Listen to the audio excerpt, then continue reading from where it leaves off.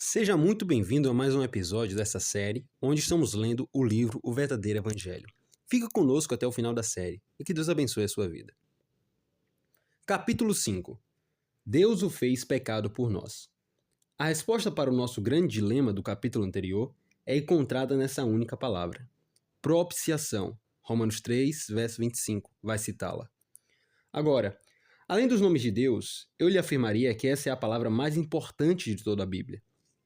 Ainda assim, se eu distribuísse pedaços de papel entre os membros da igreja deste país e pedisse a cada um deles que definisse a palavra para mim, a maioria das pessoas não seria capaz de fazê-lo. Veja, o fato é que nós não somos endurecidos em relação ao Evangelho. Nós somos ignorantes a respeito dele. Essa é a palavra mais importante da Bíblia e, mesmo assim, a maioria das pessoas não sabe disso. O conceito mais importante em toda a Bíblia é como Deus pode ser justo e, ao mesmo tempo, o justificador dos pecadores. Ainda assim, isso é algo sobre o que poucos sequer ouviram falar. Nosso texto principal diz: a quem Deus propôs como propiciação. Deus expôs Cristo publicamente para aniquilar o pecado. Falando sobre a cruz, Martin Lloyd-Jones diz que Deus emplacou seu filho. Essa é uma palavra interessante. Deus fez Jesus tornar-se uma espécie de placa, um sinal para todos que passam pela estrada, no local mais visível em que você poderia estar. Quando você vai ao Missouri, você vê outdoors por toda parte, de tal modo que não consegue sequer contemplar a natureza por causa de tantas placas que existem lá. Existem anúncios emplacados por todo lugar para o qual você olhar. Do mesmo modo, Deus emplacou o seu Filho no centro do mundo, na cidade religiosa mais importante da face da terra. Lá, à vista de todos, uma cruz foi levantada e seu Filho foi pregado nela. Agora, por que Deus expôs seu Filho publicamente? O ponto é que Deus estava fazendo bem mais do que apenas salvar o homem naquele madeiro. Uma questão que precisa ser respondida é: o que é propiciação? Uma propiciação é um sacrifício feito no lugar da parte culpada, que justifica ou satisfaz a justiça de Deus, e faz com que seja possível para Deus perdoar homens pecadores. É um sacrifício feito no lugar do pecador, para que a justiça, que demanda a sua morte, seja saciada, e sua ira e santo ódio contra o pecado sejam apaziguados, de modo que Deus possa livremente perdoar. E esse sacrifício foi o próprio Cristo. Agora, vamos falar sobre a morte de Cristo por um momento. Nós sabemos que aquele que deveria morrer no madeiro haveria de ser um homem, pois o sangue de touros e bodes não pode remover os pecados. Hebreus 10, versículo 4. Foi Adão quem pecou. Foi a raça de Adão que caiu. Logo, é um filho de Adão que deve morrer no lugar do culpado. Porém, aquele que deve morrer naquele madeiro haveria de ser mais do que um homem. Ele deve ser, igualmente, Deus. Por que aquele que deveria morrer no madeiro deve ser Deus? Primeiramente, há esta pequena frase no livro de Jonas: ao Senhor pertence a salvação. Jonas, capítulo 2, verso 9. Isaías é bem mais claro ao nos mostrar que Deus não divide seu título de Salvador com ninguém. Isaías 42, verso 8 e o capítulo 48, verso 11. É por isso que a doutrina das testemunhas de Jeová é uma abominação, porque elas dizem que Deus fez uma criatura inocente para descer e salvar os homens, a fim de remover o pecado. Ora, se esse fosse o caso, então fora uma criatura que nos salvara. Mas o que você precisa entender é que Cristo não era uma criatura, mas o Criador, o eterno Filho de Deus que desceu do céu, não julgando como usurpação ser igual a Deus. Filipenses capítulo 2, verso 6. Ele não deixou de lado a sua divindade. Ele deixou de lado a glória e os privilégios da sua divindade. Ele não se tornou algo menor que Deus, mas ele se tornou algo que Deus nunca foi. Ele trouxe sobre si a natureza humana. Ele tomou para si a carne e tornou-se homem. Ele foi para aquele madeiro como o Deus homem. Morreu naquele madeiro como o Deus homem e ressuscitou dentre os mortos como o Deus homem. E aquele a quem nós chamamos de Salvador não é somente homem, mas é Deus, de modo que as palavras de Jonas permanecem intactas. Ao Senhor pertence a salvação. Por que aquele que morreria no madeiro deveria ser Deus? Em segundo lugar, porque aquele que iria ao madeiro precisava entregar a sua própria vida. Você diz, um homem pode fazer isso. Mas não pode. Um anjo pode fazer isso. Não pode. Por quê? Imaginemos que você precisa de um carro e eu estou dirigindo um que peguei emprestado do pastor. Quando percebo sua necessidade, dou a você o carro do pastor. Ora, eu não estou lhe dando o meu carro. Eu estou dando algo emprestado de outro. De onde a vida de um homem vem? Vem de Deus. Os anjos possuem vida inerente a eles próprios? Não. Mas Jesus disse: tenho autoridade para entregar a minha vida e também para reavê-la. João capítulo 10, verso 18. Aquele que morreria no madeiro deveria entregar a sua vida, não a vida emprestada de outro. Por que é que aquele que morreu no madeiro deveria ser Deus? Em terceiro lugar, porque ninguém além de Deus poderia suportar tão santa ira e ressuscitar. As montanhas se derretem diante da ira de Deus. Os rios se secam diante da ira de Deus. Nações são destruídas diante da ira de Deus. E um dia, todo o universo será dissolvido em fogo pela ira de Deus. Quem, a não ser o próprio Deus, pode suportar tamanha ira e ressuscitar? Como diziam os puritanos, ninguém além de Deus poderia permanecer diante de tamanha ira. Para que você pudesse ser salvo, alguém teve que receber a ira divina em seu lugar. E foi o próprio Deus quem fez isso. Ao Senhor pertence a salvação. Por que aquele que morreu no madeiro deveria ser Deus? Eu estava ministrando em uma universidade alguns anos atrás. E após a minha pregação, uma sessão de perguntas e respostas foi iniciada. Um estudante se levantou, parecendo bastante nervoso, e disse: eu tenho um problema para você, pregador. Como pode um homem sofrer por algumas poucas horas naquele madeiro e pagar os pecados de uma multidão de homens e salvá-los de uma eternidade no inferno? Isso não é certo.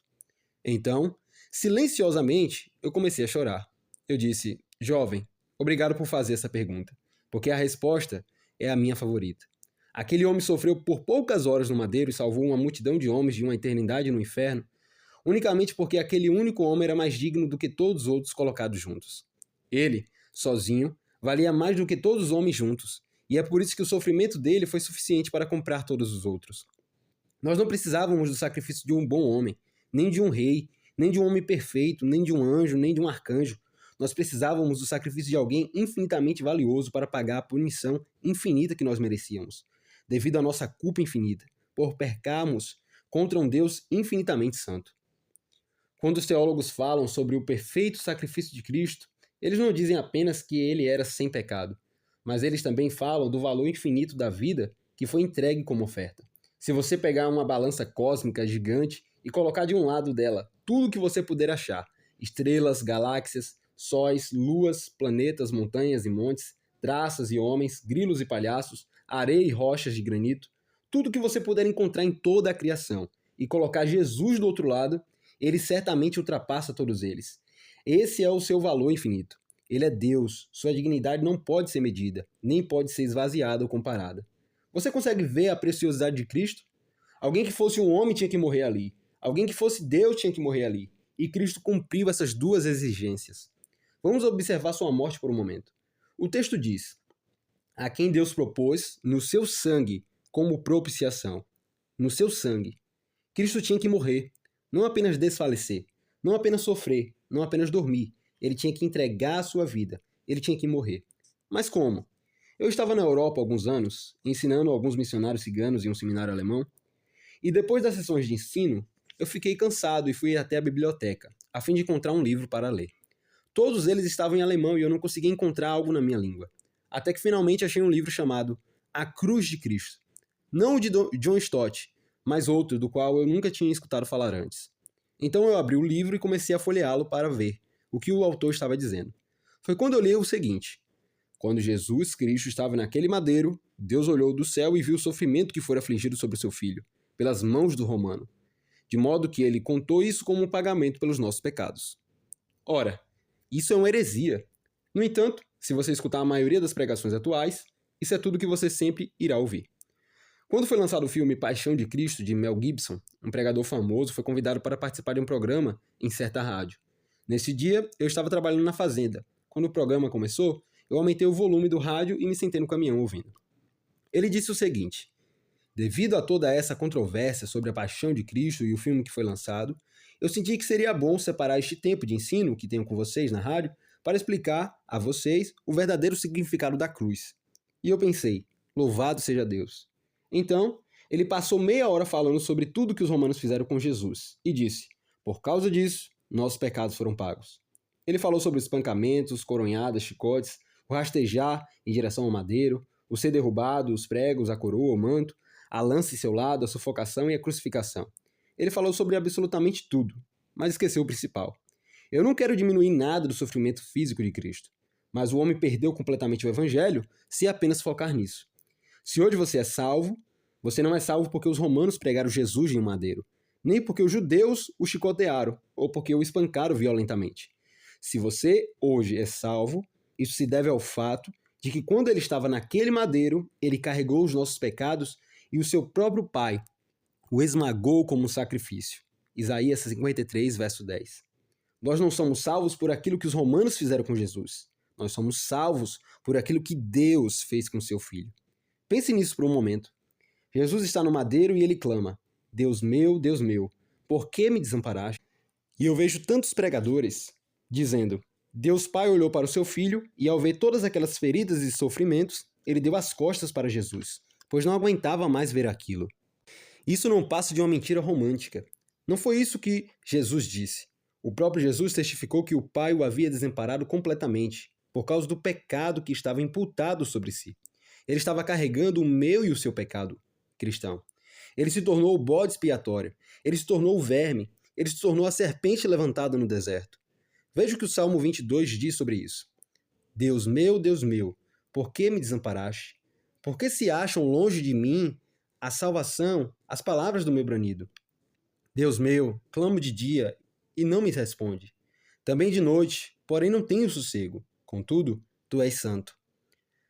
Nos primeiros versos, ele grita a Deus e sua queixa é: Deus meu, por que me desamparaste? Então ele argumenta: nossos pais confiaram em ti, confiaram e o livraste. A ti clamaram e se livraram. Confiaram em ti e não foram confundidos. Versículo 4 e 5. O argumento dele é este: Pai, nunca houve um momento na história do povo da aliança, Israel, no qual os homens clamaram a ti e tu desamparaste. Mas aqui estou eu pendurado neste madeiro, o teu único filho, o Messias. Por que me desamparaste? E a resposta à sua própria pergunta vem do contraste entre os versículos 3 e 6.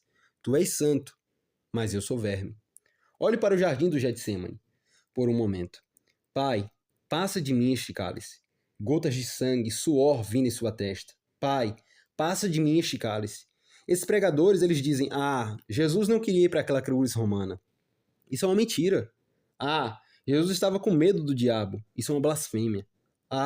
Jesus temia aquele chicote, ele não queria ir para lá. Isso é um absurdo. Deixe-me lhe fazer uma pergunta.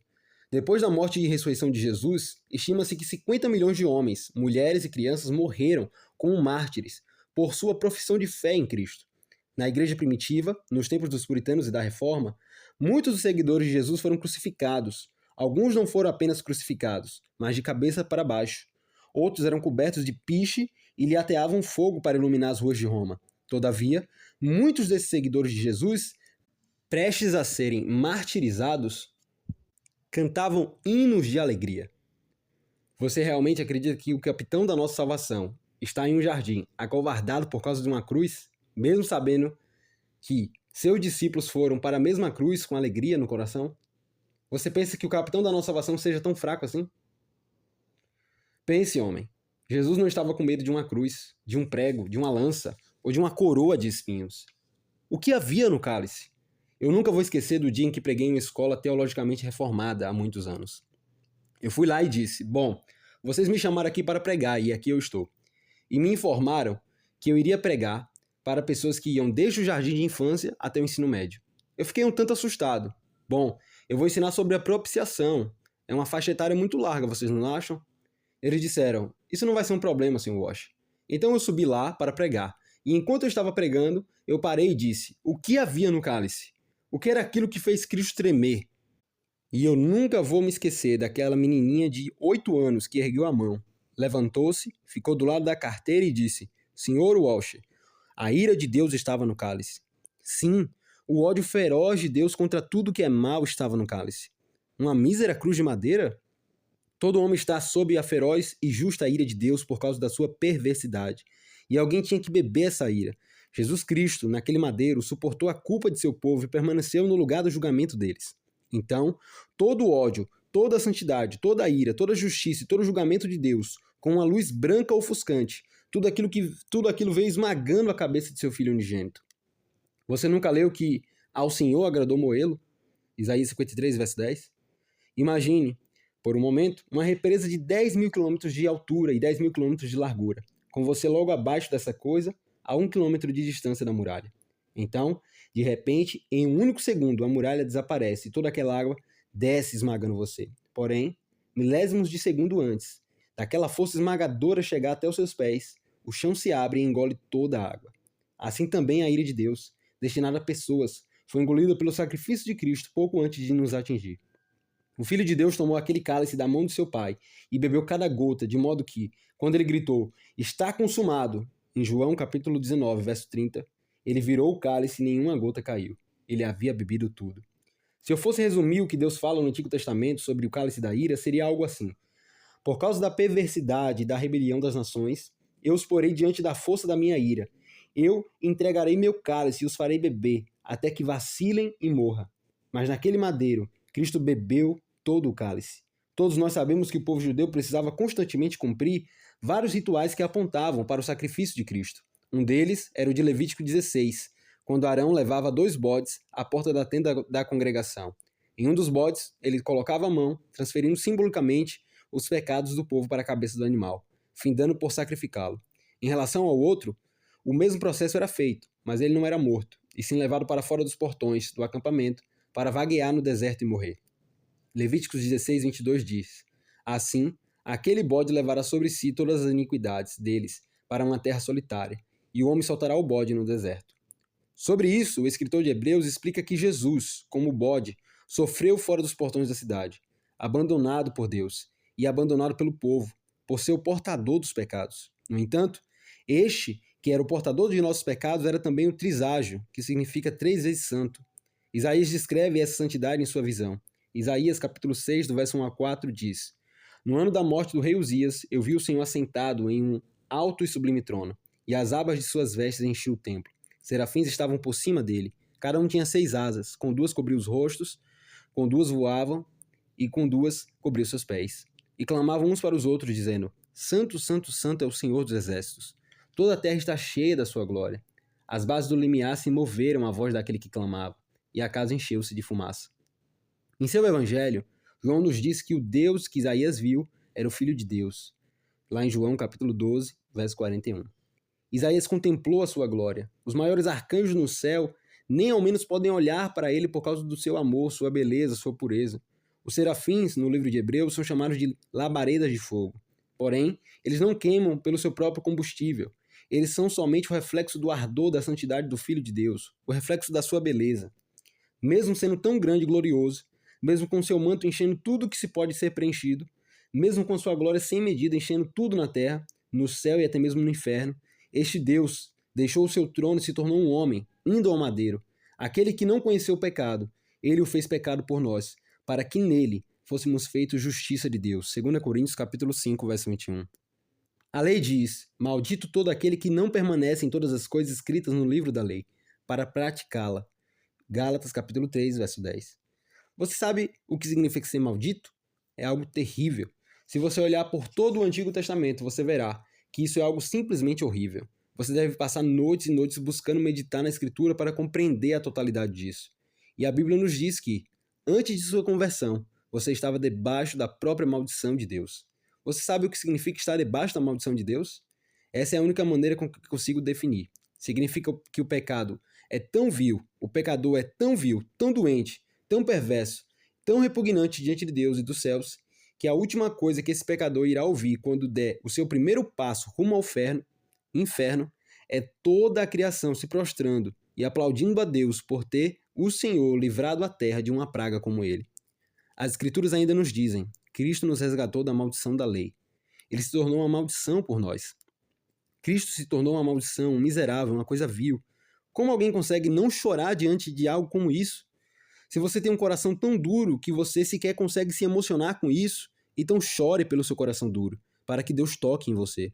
Você conhece a história de Abraão e seu filho. Deus lhe disse: Toma o seu filho, seu único filho, Isaque, a quem você ama, vai para a terra de Moriá. Oferece ali o holocausto, sobre um dos montes, que eu vou lhe mostrar. Abraão vai para esse monte em obediência, amarra o seu filho, e ao que parece, Isaque não oferece nenhuma resistência. O velho alcança a faca, pousa a mão sobre a testa de seu filho, e enquanto a mão vai baixando, ele para. O Senhor proverá. E então, que história maravilhosa! Lá estava o animal preso pelo chifre no arbusto. Que lindo final para uma história! Porém, aquele não foi o final, foi o intervalo. Centenas de anos depois, em uma colina chamada Calvário, Deus Pai pôs a sua mão na cabeça de seu filho unigênito e o sacrifica. Veja, essa é a cruz que todos esses pregadores modernos escondem no fundo do baú, ao invés de colocarem-na na mesa de centro. Porque é uma coisa vergonhosa, é horrenda, é terrível. A cruz é uma coisa horrorosa e vil, não o tipo de coisa que você coloca em volta do pescoço. Ela é símbolo de morte, de justiça sendo satisfeita. Para demonstrar amor, Deus teve que descartar o pecado antes. E só havia uma forma de fazê-lo: a morte de seu único filho. É possível que você, ao ler isso, esteja pensando: eu nunca tinha escutado algo assim antes. É bem provável que de fato não tenha escutado. E se for, deve ser por isso que a cruz tem tão pouco poder na sua vida. Eu quero que você entenda que isso é a vida cristã. Paulo diz em Romanos 12: rogo-vos, como um pastor rogaria ao seu amado rebanho, que apresentei os vossos corpos como sacrifício vivo, santo, agradável a Deus. Contudo, Paulo não só os ordena a fazer isso, mas ele lhe dá uma motivação para tal. Ele diz para nós oferecermos nossas vidas baseados na misericórdia de Deus. E o que ele está falando? Ele está se referindo aos 11 primeiros capítulos de Romano, nos quais ele havia explicado tudo o que Deus fez por nós em Cristo. Ou seja, o que Paulo diz é isto: visto que Deus fez tudo isso em Cristo, agora ofereça sua vida por ele. De modo que, quanto mais você conhece acerca dessa cruz, mais você será inclinado a oferecer sua vida por ele. Jesus não é apenas esse pequeno acessório que você coloca em sua vida para torná-la melhor. Ele é toda a sua vida. Você é consumido por ele em cada pensamento, julgamento ou palavra. Quando alguém perguntar, por que você faz isso ou aquilo? Nossa resposta precisa ser, porque Cristo derramou o seu próprio sangue por minha alma. O amor de Deus em Cristo nos constrange. Ele morreu. Essas palavras deveriam ser o suficiente para quebrar o coração em 1000 pedaços e jogá-lo no chão em adoração. Ofereça o sacrifício. Toda a criação faz o seu chamado. Ofereça o sacrifício, uma vida por todo o que tem pecado. Ofereça o sacrifício, o inocente tem de ser morto pelos seus. Ofereça o sacrifício para trazer o homem de volta a Deus. Obrigado por escutar até aqui. Que Deus abençoe a sua vida.